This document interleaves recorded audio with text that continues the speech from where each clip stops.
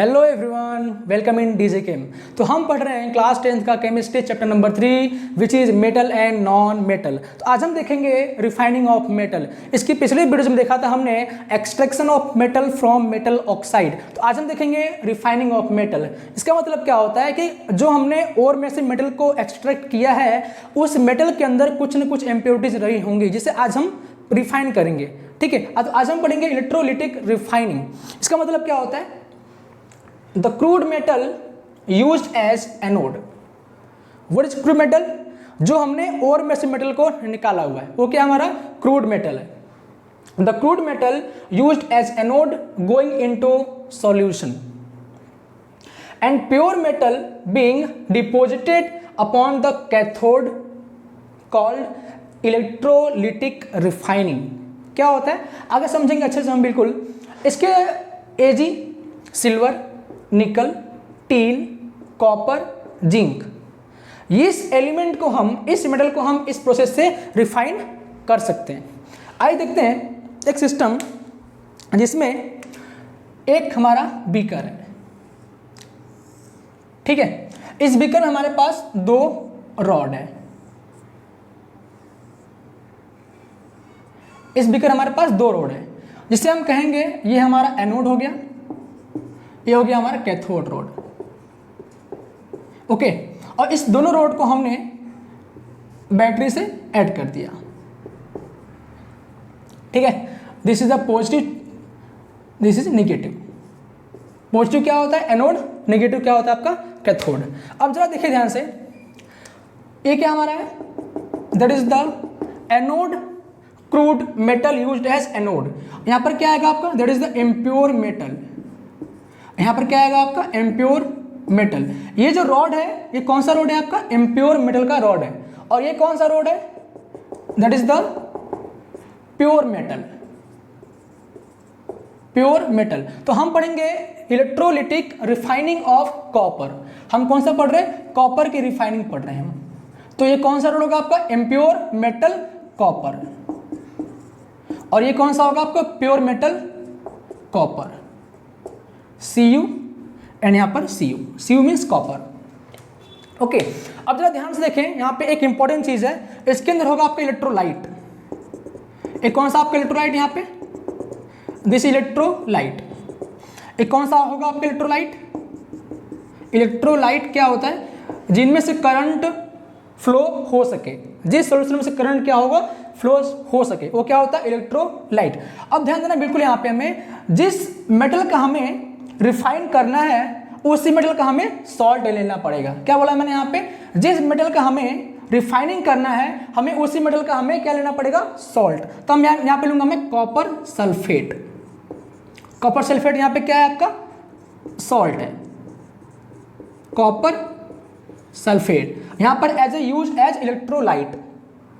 ठीक है, और यहाँ पर क्या होगा आपका? एसिडिफाइड कॉपर सल्फेट, जिसे बोलेंगे हम एसिडिफाइड। एसिडिफाइड क्यों होगा यहाँ पे? अभी मैं उसको समझाता हूँ। एसिडिफाइड क्यों होगा? क्योंकि अगर इस कॉपर सल्फेट यहाँ पर क्या आपका पूरा कॉपर सल्फेट का सॉल्यूशन है। ठीक है, यहाँ पर कौन सा आपका पूरा ये कॉपर सल्फेट का सॉल्यूशन है। अब जरा मुझे बताएं कि जो कॉपर सल्फेट जो ब्रेक होगा वो कौन से फॉर्म में होगा? CuSO4 furnish as Cu2+ and SO4 2-। ठीक है, Cu4 कॉपर सल्फेट किसमें आपका होगा? Break Cu+2 and SO4-2 copper ion and sulphate ion के फॉर्म में ब्रेक हो जाएगा। ठीक है, अब देखना बिल्कुल ध्यान से कि ये कौन सा आपका टर्मिनल है? पोस्ट टर्मिनल है, पॉजिटिव एंड नेगेटिव। अच्छा, यहाँ बताएं, this is a impure metal. यहाँ पर क्या है? पूरा कॉपर है। यहाँ पर पूरा क्या है? कॉपर है। अब जरा मुझे बताएं कि इस इम्प्योर मेटल में से जो प्योर मेटल होगा कॉपर वो बाहर आएगा सॉल्यूशन के अंदर। जैसे यहाँ पे क्या लिखा है? The crude metal used as anode going into solution, going into solution.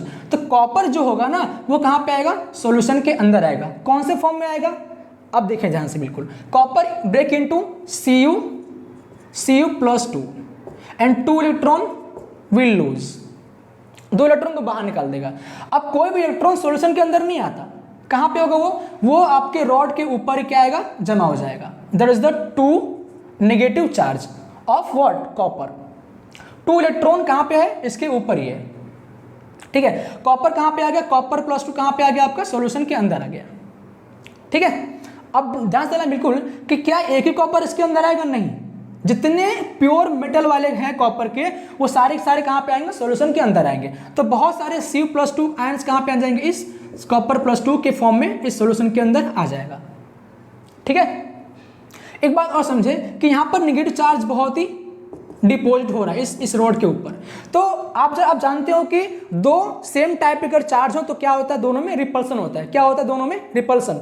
तो क्या करेगा, चार्ज को रिपल करेगा। जैसे ही चार्ज को रिपल करेगा ये क्या होगा, वायर के थ्रू कहाँ पे इलेक्ट्रॉन आएगा, from positive to negative electron कहाँ पे आएगा, इस रॉड के ऊपर जमा हो जाएगा, ठीक है। आप जरा मेरी बात समझ में आ रही है कि ये जो आपका दो चार्ज, यहाँ पे बहुत सारे चार्ज डिपॉजिट है, वो क्या होंगे, आपके रिपल्सन करेंगे। तो रिपल के अंदर क्या होगा, ये चार्ज इलेक्ट्रॉन इस वायर के थ्रू कहाँ पे आ जाएंगे, इस रोड के ऊपर आ जाएगा, ठीक है। अब देखो यहाँ पे इस रोड के ऊपर क्या आ गया, चार्ज नेगेटिव आ गया, ठीक है। यहाँ पर क्या आ गया, आपके इलेक्ट्रॉन कहाँ से कहाँ पे आ गया, इस रोड के ऊपर आ गया, फ्रॉम एनोड टू कैथोड।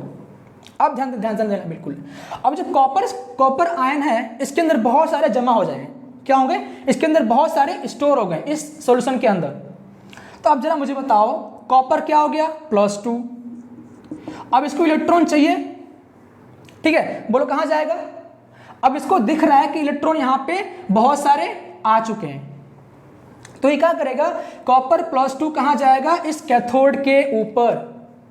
कहां जाएगा, इस कैथोड के ऊपर। क्या करने के, इलेक्ट्रॉन को गेन करने के लिए। जैसे ये इलेक्ट्रॉन को गेन करेगा, बताओ क्या बनेगा, जैसे इलेक्ट्रॉन को गेन करेगा, जैसे ये कॉपर का एक आयन कहां चला गया, इस कैथोड के ऊपर। क्या करने, इलेक्ट्रॉन को गेन करने।